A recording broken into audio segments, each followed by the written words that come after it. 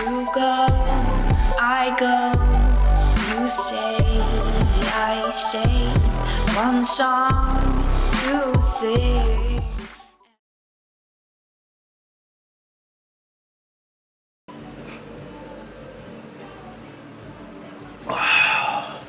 Hey guys, good afternoon.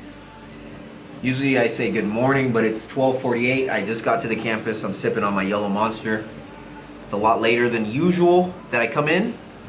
I tried to sleep in this morning, but I woke up at 9:30. I was trying to go for like 10:30, but 9:30 I hung out at home, played with Riley for a little bit, and then got ready, and I'm here now. We got a leg day today. We're probably gonna have a pre-workout meal, hour, 2 hours. We're gonna do El Pollo Loco. Thanks to Jared, a guest yesterday. Little present, gift card, El Pollo Loco. So probably gonna do a grande bowl today, and then get a nice hypertrophy workout in. I'm thinking a lot of volume. I feel good after all those calories yesterday. I feel really good, and my weight was only up one. Let me check. I hate just throwing a number out there. I want to be exact when I tell you guys.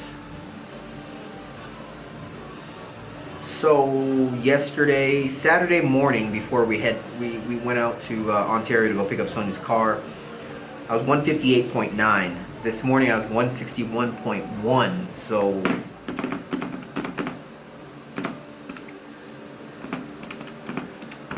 2.2 pounds. And I probably had around 6,000 calories. The sushi, I ended up having ice cream last night. Did I show you guys that? I think I did. Ice cream, the 5 servings of cookie dough ice cream, and then half a serving of cookies and cream, and then I had some cookies that were in the cupboard because they looked good. Just hit my cravings. So back on my macros today, which are currently 300 carb, 50 fat, and 165 protein. That's the main thing, guys. Especially,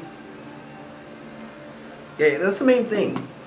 I mean, like with me, I'm not on a schedule. I don't have a show date, and I'm just cutting, guys. And remember, it's the overall average for the week, 2 weeks, a month. That's gonna dictate your progress. So one day is not gonna kill you. It's the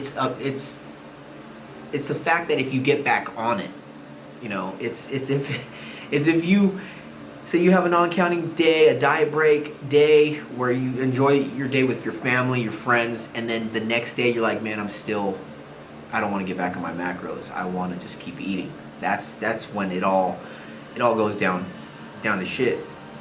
You got to get back on it. You fall down, not even falling down. It's like you're planning it. You tell yourself, I'm gonna take a little break. I'm gonna relax a little bit. There's no need to stress it, especially the leaner you get. The leaner you get, the easier it's gonna be. You know, it's not gonna, your weight's gonna spike up, but remember that's due to your glycogen storage and the water that comes with the glycogen. So don't stress it.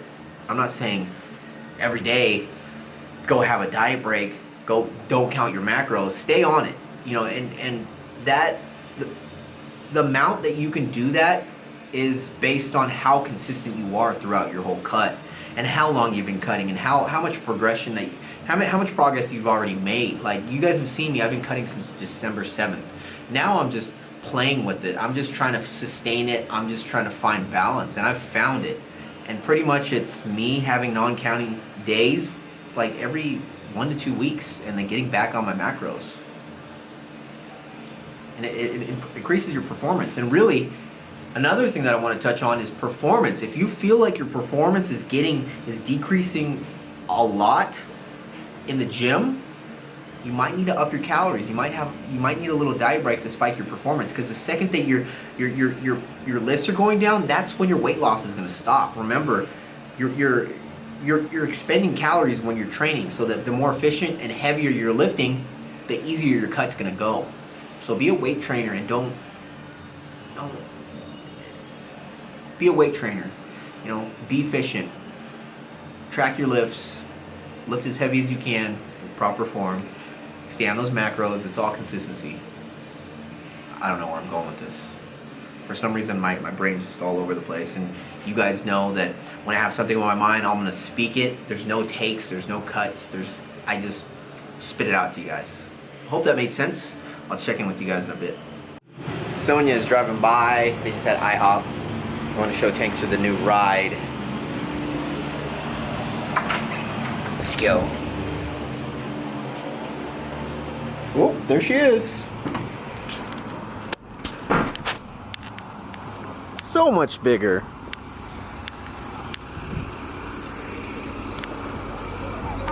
Hi. Are you comfortable?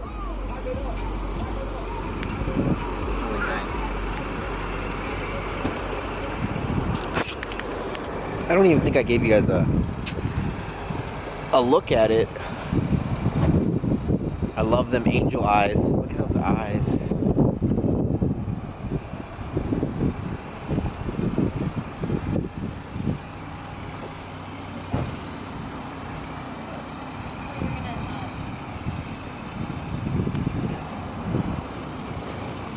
Look at them pipes, Tankster.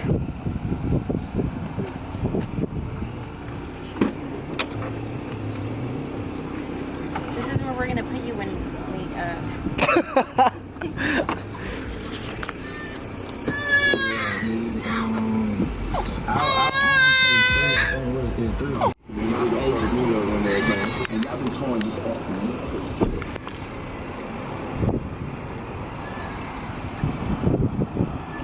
Do you like it? I love it. You think you're cool, don't you? I don't think I know. Ah! It's a hungry caterpillar. I think he bit me. He bit you? You're gonna have caterpillar powers. Climb all walls and stuff. Grow some wings. Some big rims. 20s. Lunchtime, pre-workout meal. The pollo bowl, 2 corn tortillas. I'm not sure if I'm gonna have both. It's depending on how full I feel after eating this. And then supplements. I usually take all my supplements with my meals. I do take my creatine, my Orotin in the morning. I don't know, it's just been a ritual. I'll take it on an empty stomach when I'm drinking my water first thing in the morning.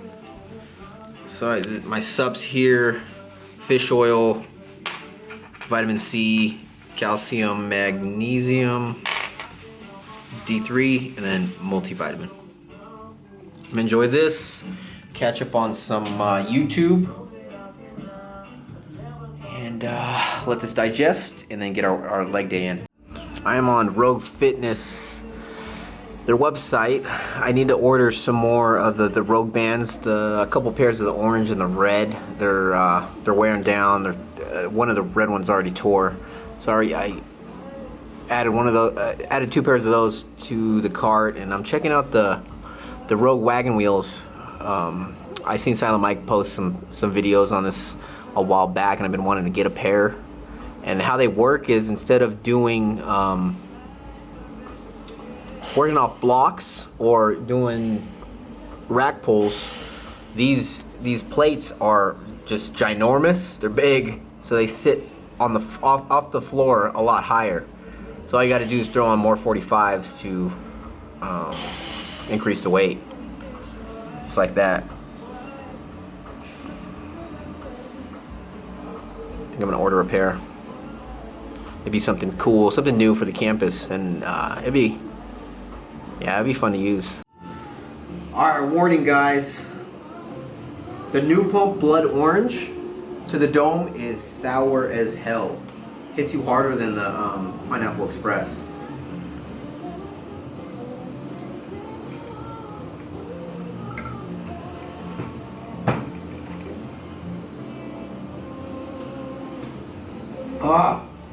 One more.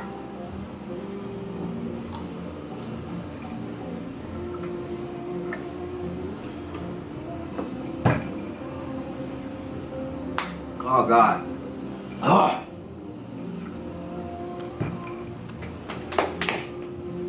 Leg time. Push the button, it's on. pep test today. On the scoop. Bring this leg day on. I'm gonna hit you guys with some commentary. So, workout begins. Hey, what's up, guys? I got Tankster here. What up, guys? We're gonna do a joint little commentary for you guys. We are recording this on Monday, day after this workout. So if we're all over the place, don't be upset. All right, so this is me just getting warm for lower body. I generally do the same thing for each lower body day. I just get the hip circle, and I just do some squats, just some body weight squats, and then I do these side steps just to really get the hips firing and open. And it's worked really well for me. That's really all I do. I spend about 5 minutes doing it, and it gets my hips open, firing, ready for warming up, acclimating with the weight. And then we moved on to the squat. So we did 3 sets of 10. Here I have, or actually this is the warm-up right now, just warming up with the 45s on each side. So we did sets of 10. I worked up to 275, and then you went up to... And then I went up to, I believe, 225. But I was only hitting 8. Yeah, his goal was to get 10 reps, but he was able to get 8. For 3 sets. Sure about that? Wait. Don't lie. On my third one. Don't lie, dude. you got the second set 8 reps? No. I got the second set 8 reps. Third set was... Don't lie to them. I swear. I have in my rep count. Did we show this? I think we showed your fail. You hit failure one time. On my third set. And that was just a 185 warm-up. So we're still warming up here, 185. I went 135, 185, 225, and then I jumped straight into 275. I was really happy with how I was feeling this day. Glutes were firing, knees felt good.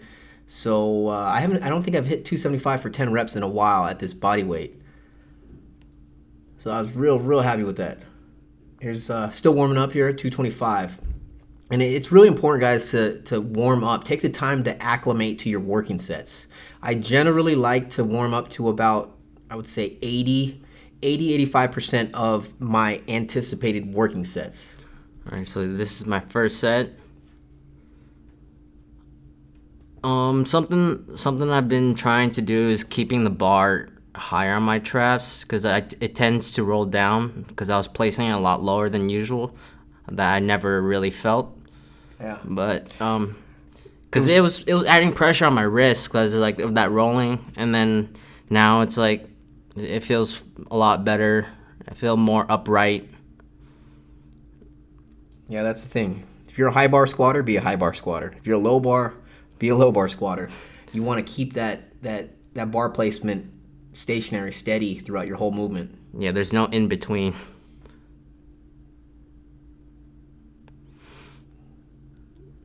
I believe that was like 6 reps. I'm not sure. Yeah, with Tankster, probably for a lot of people, with myself too, squats is a lot of mental games in your head. You know, just the fact that you got to go down and you got to come back up. You worry about not being able to come back up with the weight. I think he has a lot more in him, but he gets intimidated with the weight getting back up, and I can see it in his lifts.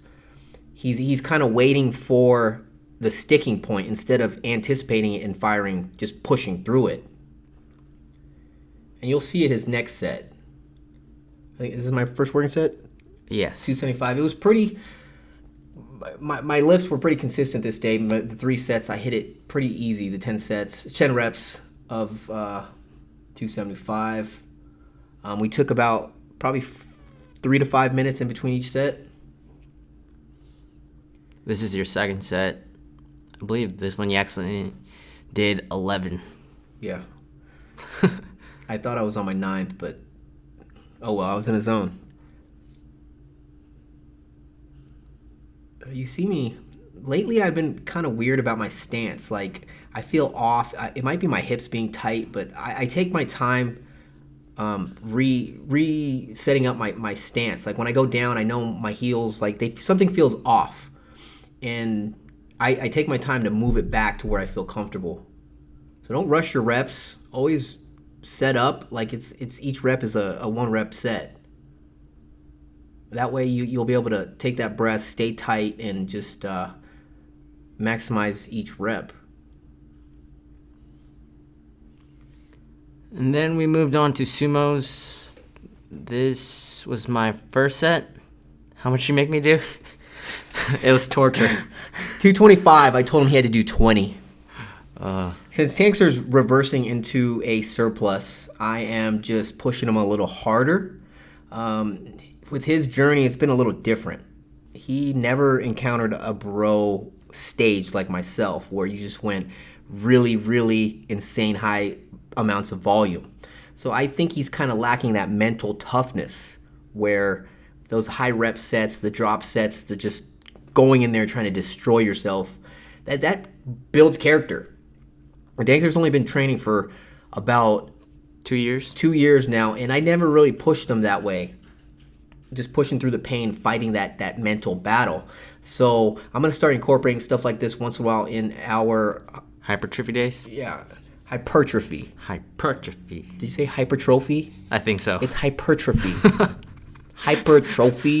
Hypertrophy days. Our hypertrophy dynamic days. I'm gonna start throwing in some just pain days for him. Just build that mental toughness. And I think a lot of kids these days they lack that. And I'm lucky to have that experience going through my bro days, not knowing what the hell I was doing, not knowing about progressive overload or time under tension, just not knowing.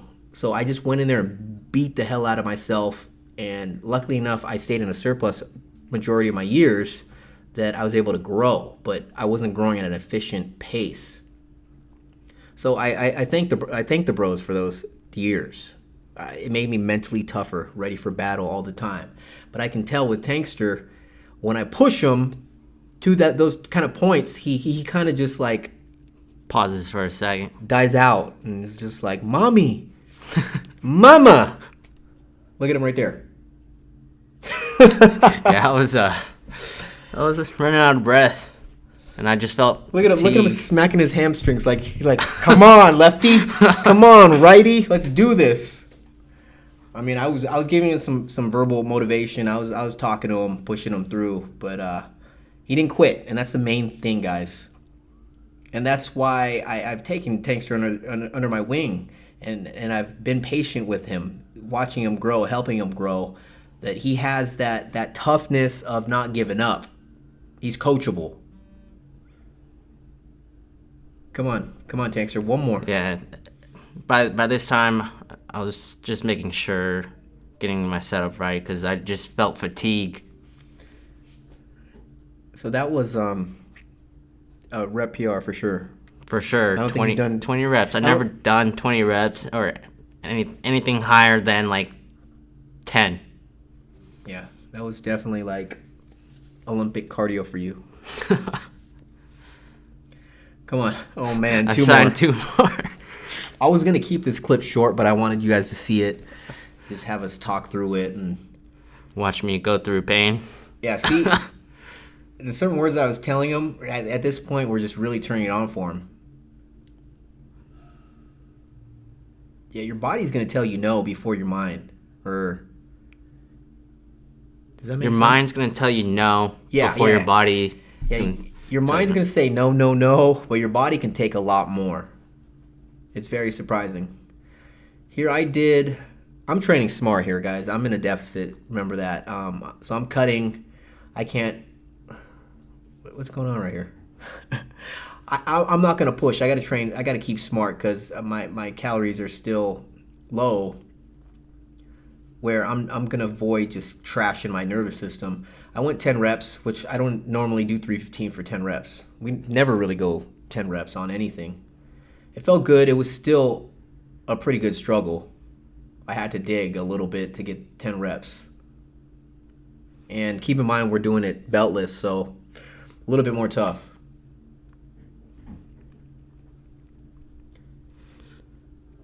And the mental cues that I was telling myself, which has been really working for me, And that's the main thing with the sumo. It's very technical. You got to have your mental cues down, firing the right muscle groups in the right order. So off the floor, you should be engaging your hamstrings and your glutes to pull off the floor. One mental cue that I've been doing is pulling the slack out, thinking, getting upright. Just having a tight grip and then getting upright, forcing my glutes and my hamstrings to tighten up and get ready to fire. See how Tankster's doing it? There you go. Instead of just pulling the slack out, thinking pulling the slack out with your hands. You want to already engage and get your hamstrings and your glutes tight. That way, they'll fire and you'll be able to pull that weight off the floor more efficiently. And then we put on we just left the 315 on. I was shooting for 5, but ended up getting, I believe, 2 or 3. Yeah, it was 2 I for this wasn't one, going to yeah. make them do 3 sets of 20. Look at them. Yeah. Oh, my hamstrings. So we did 3 sets or 4 sets? We did. I think Honestly, I don't think we were counting. I think I did 4 sets of 10.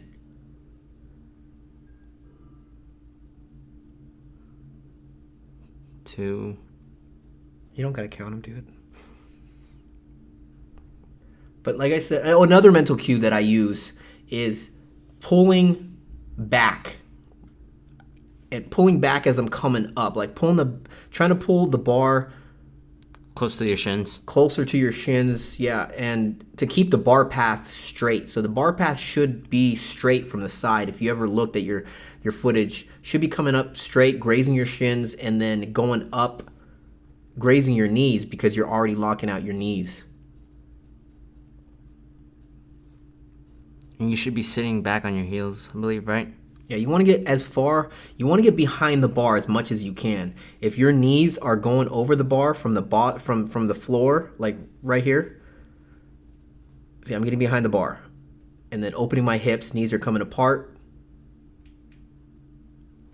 And that's how a sumo deadlift should be done.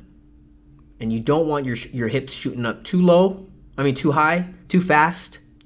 And you don't want to drop your hips too low where your sumo deadlift turns into a squat. So remember, sumo deadlift is a posterior chain movement. You're firing your hamstrings and your glutes. And then as you saw that last set, I only got 2, failed on the third, and this one was going for my 3rd rep. I just stuck through it and pulled through. I believe this is the last set. Yeah, just trying to give you guys different angles.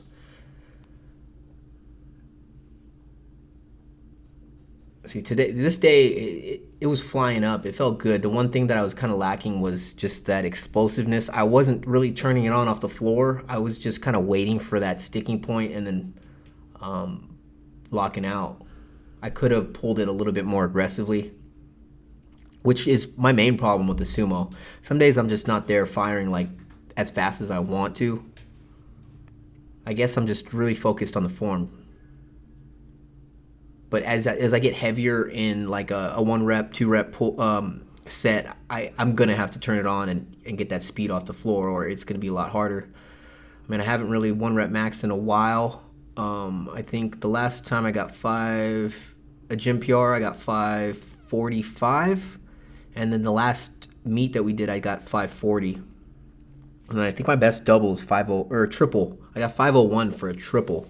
So I haven't really hit any heavy sets in a while, which I think I might be doing the next couple weeks just to test. Next movement, we kind of just left the accessory work. We just did calves, right? We did calves. I also did abs, leg lifts, or knee lifts. Yeah, we were pretty smoked after those squats. All right, guys, last meal of the day. It's 10:13. I was lazy today. Didn't want to make my rice bowl, so I'm having 2 lean cuisine pizzas, 1 pepperoni and 1 cheese. And then 2 servings of Pringles, cookies and cream Quest bar, Coke Zero, and then after I'm done with this, I'm gonna have 1 Skinny Cow. And that's a wrap for the day. I'll see you guys in the morning. I'll let you guys know, update on my weight. I'm probably most likely going to be back down to about 159, 160 tomorrow morning. That's my guess. So like I told you guys earlier, I was up like 2 pounds from yesterday's non-counting day. So you guys have a good night, good day, whatever time it is, where you guys are at. Peace. You go, I go, you stay, I stay. One song to sing.